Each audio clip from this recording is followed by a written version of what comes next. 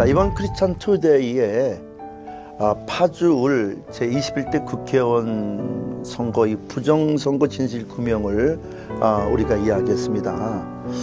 많은 분들의 응원과 힘찬 격려도 있었지만 도중에는 믿기지 않는다. 요즘 세상에 어딘데 부정선거가 있냐 하는 분들이 있어서 좀 구체적으로 실제 있었던 일을 다시 한번 알려드리려고 합니다. 이것은 다른 먼 곳에서 있었던 이야기를 하는 것이 아니라 실제 우리 교회를 다녔던 박 권사님 이 선거 지역에서 팩트를 가지고 이야기하는 거예요. 우리 파주시 진동면에 몇 명이 살고 있죠? 제가 알기로 미성년자 포함해서 157명으로 알고 있습니다. 157명 산다는 것은 다 이제 서류를 확인했죠, 그죠? 또 미성년자까지 157명이 사는데 투표수가 181명이 나왔어요. 이거 어떻게 생각이 돼요? 말도 안 되는 겁니다. 어떻게 생각해요?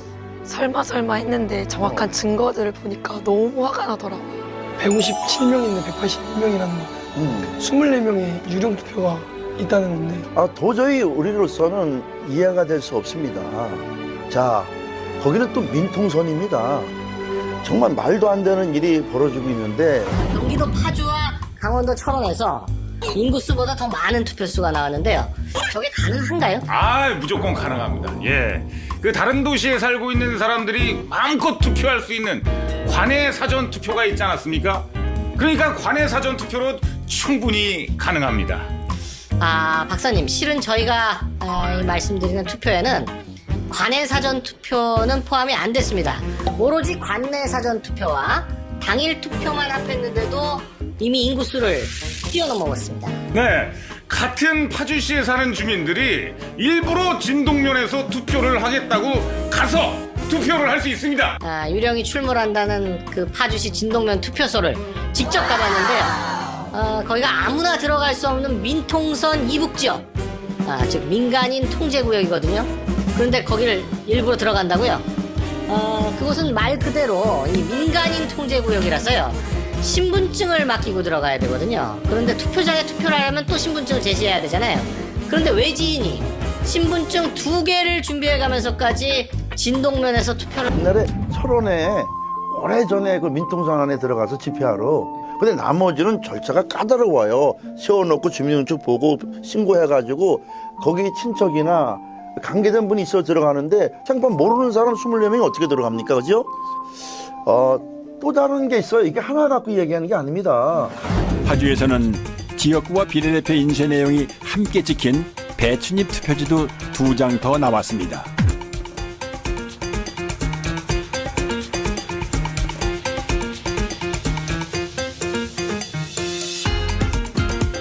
그리고 자석 투표지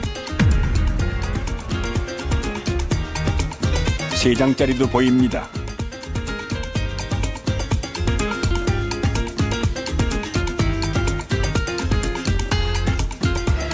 상단에 빨간 화살표 모양이 붙어있는 화살표 투표지도 나왔습니다. 안 나오면 섭섭한 신권 투표지.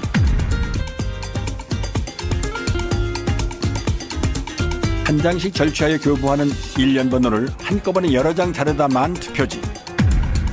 새 종이 같은 빳빳함은 차치하고 이런 잔여물이 롤 용지에서 나올 수 있나요? 여러분 보셨습니까? 대한민국 모든 국민이라면 똑같은 투표지를 받아야 됩니다.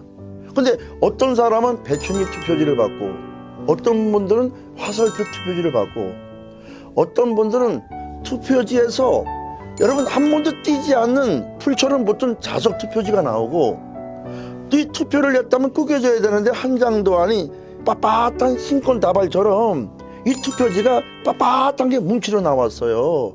이걸 어떻게 이해할 수 있습니까? 여러분 이 현장을 보면서 어떻게 생각해요?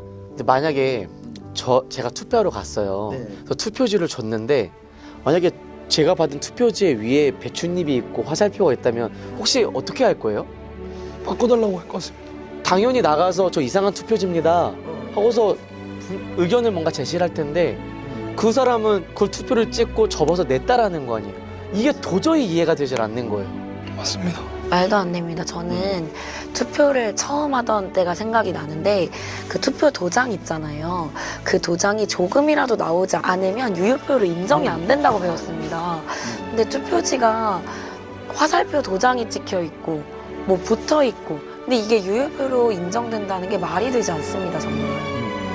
투표를 하고 나면은 네. 투표지를 접어서 있잖아요. 그렇지. 안 접고 빳빳하게 넣는 사람이 거의 없고 넣는다 하더라도 그 안에서 계속 이동하고 하는 과정에서 구겨지고 하는 게 있을 텐데 네. 빳빳한 용지가 다발로 나왔다는 거는 절대 있을 수가 없는 일이라고 생각이 들어서 그러니까 이것을 보고 요즘 젊은이들이 울분을 토하고 거리를 뛰쳐나오고 그죠?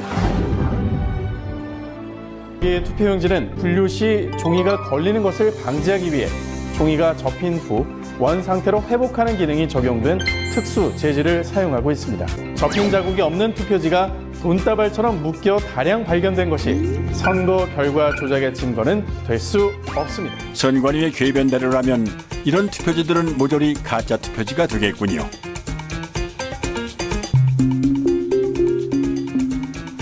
투표 사무원 손 타고 투표함에 넣을 때 접히고 접히지 않더라도 안에서 하중에 눌리고 개표소 테이블에서 눌리고 이리저리 휩쓸리고 개표 사무원 손까지 타는 투표지가 이렇게 흐트러짐이 없이 신권 지폐가 될 수가 있을까요?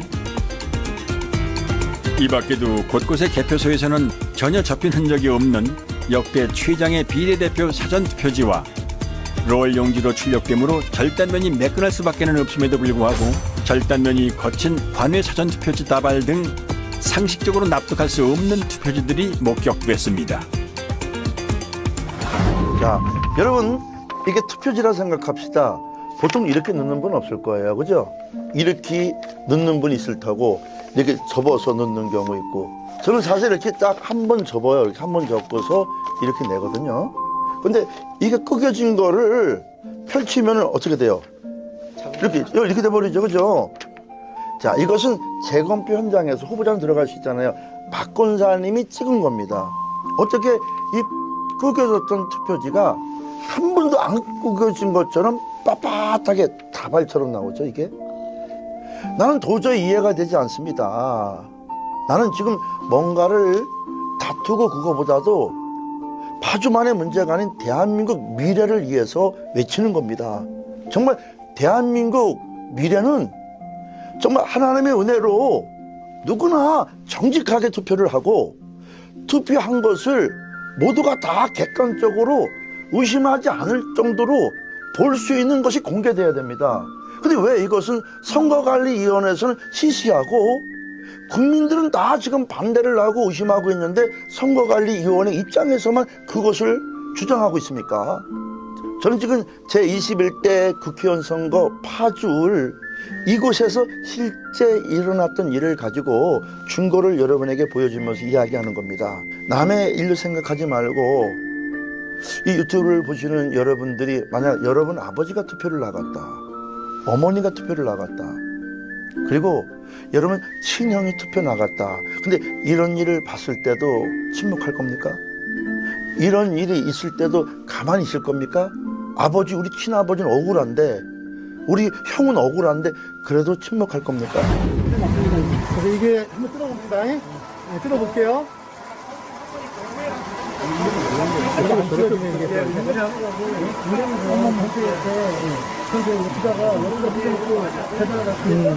뭐 이건 별도로 계산하면 될 것 같아요.